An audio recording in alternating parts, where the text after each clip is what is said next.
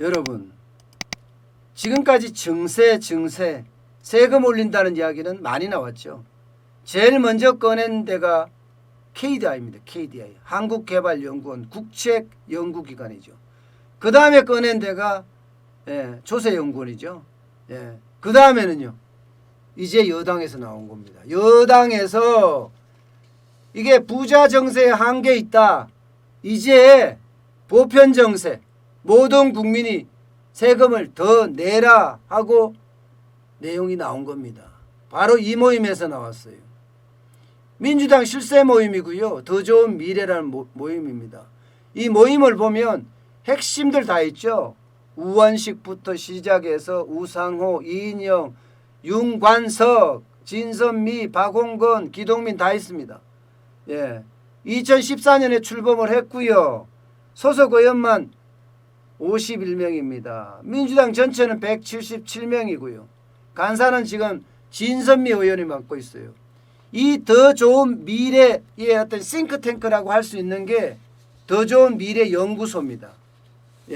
그 더 좋은 미래 연구소에서 바로 부자 정세에 대한 이야기가 한계가 있다. 이제 보편 정세를 해야 한다. 이런 얘기가 나온 거예요.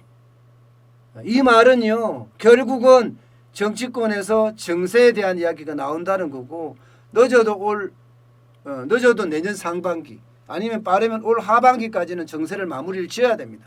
그래야지 대선에 문제가 없어요. 정세가 나온다는 것은요, 대선에 굉장히 어려워지거든요.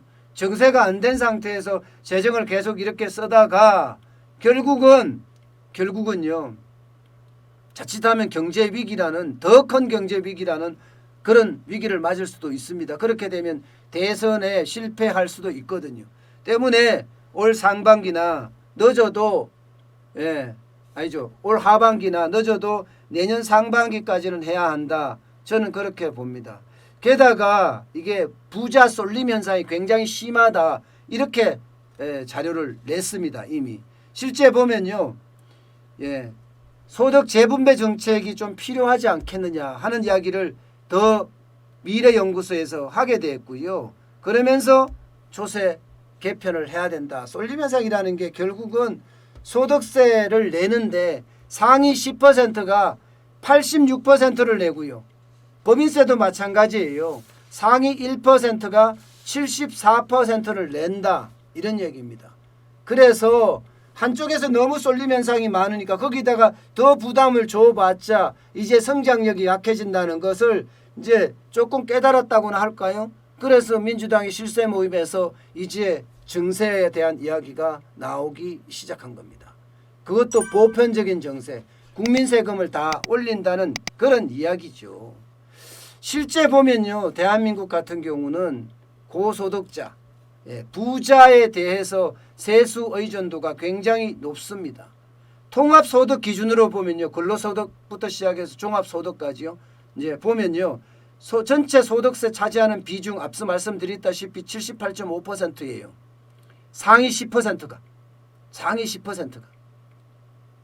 캐나다 같은 경우는 53.8% 굉장히 낮죠. 미국 같은 경우는 59.8%예요. 미국도 70.6%예요. 대한민국은 부자한테 엄청나게 과세한다는 거예요. 78.5%니까. 여기서 더 과세하면 안 된다. 뭐 이런 생각이 나오는 거겠죠. 게다가 종합소득세만 놓고 봤을 때 소득 상위 10%의 납세 비중이 86.4%입니다. 86.4%. 상위 20%까지로 확대하면 93.9%까지 올라갑니다. 93.9%까지. 하위 10%는요. 0이 0. 안 내요. 하위 50%까지 확대를 해도 0.9%밖에 안 냅니다. 0.9%밖에. 이 부자 세금이 많아도 너무 많은 거 아닌가요? 이렇게 되면요. 소득세도 마찬가지. 이 세금 구조라는 게 소득세, 법인세, 부가가치세, 뭐 그 다음에는 자잘한 거긴 하지만 그래도 규모는 가지가지요. 상속 증여세, 그런 것도 있고요. 개별 소비세 이런 것도 있고요. 정권거래세 이런 것도 있습니다. 그런데 앞에 소득세나 법인세나 혹은 부가가치세가 가장 큰 부분을 차지하죠. 그 큰 부분을 고소득자가 많이 낸다는 이야기예요. 고소득자가. 예. 문제는 법인세도 마찬가지라는 거예요. 법인세도 2018년 기준으로 보면 매출 5천억 이상 초과하는 733개 대기업이 전체 0.2%밖에 안 됩니다. 59.9%를 냅니다. 59.9%. 전체 기업을 조금 확대해 0.9%까지 확대해요. 그러면 매출 1,000억 초과 기업이거든요.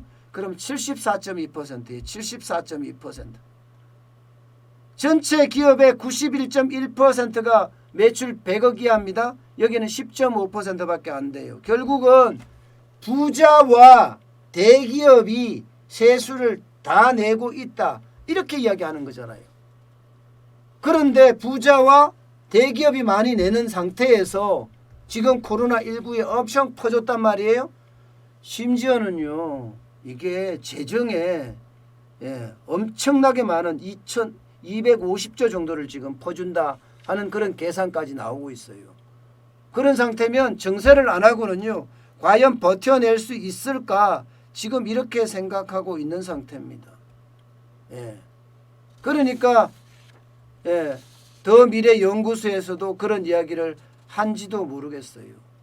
그러면 뭘 올릴 거냐 도대체. 뭘 올릴 거냐 봐야 되잖아요. 뭘 올릴 거냐 이게 전 국민한테 올려야 되니까 이게 고민을 해야 되는 부분 중에 하나예요. 고민을 해야 되는 부분 중에 하나.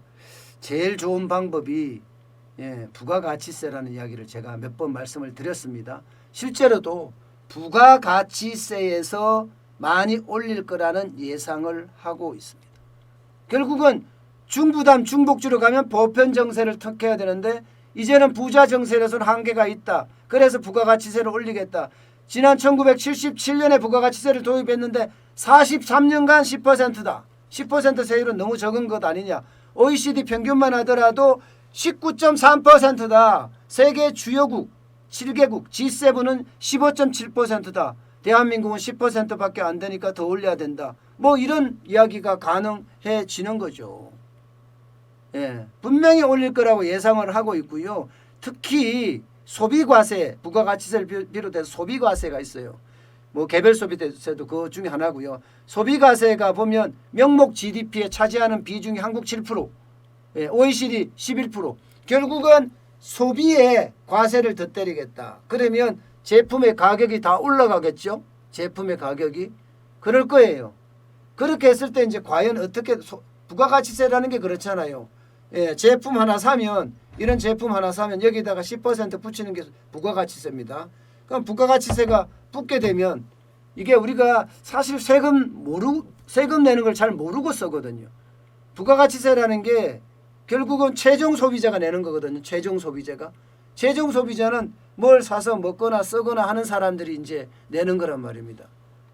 결국은 이 부분에 대해서도 차별을 할 거라고 저는 보는데 아직 그런 내용은 나와 있지 않습니다. 그러나 부가가치세도 사치세 중심은 좀 비싸게 더 고율로 매기고 생필품은 더 싸게 매기고 하면서 또 이원화시키면서 또 세대 간에 계층 간에 갈등까지 조장하면서 그렇게 하지 않을까 저는 그렇게 봅니다. 어차피 부자 세수로는 안 되니까 이제 부자 세수로 한계가 있으니까 대기업 세수만 가지고도 한계가 있으니까 결국은 보편 정세로 가겠다. 그것도 정치권에서 나왔다는 것, 그것도 여당인 더불어민주당에서 나왔다는 것은요. 시간이 얼마 안 남았다는 겁니다. 국책연구기관에서 이야기를 두 군데서 했잖아요. 벌써 KDI도 했고요. 조세재정연구원인가요? 조세연구원에서도 했고요.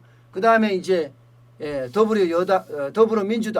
더불어민주당에서까지 이야기를 했으니까 아마 이게 그렇게 오래지 않아서 이제 수면 위로 들어서고 과연 어디를 이제 얼마만큼 올릴 건가 하는 이야기가 곧 나오기 시작할 겁니다.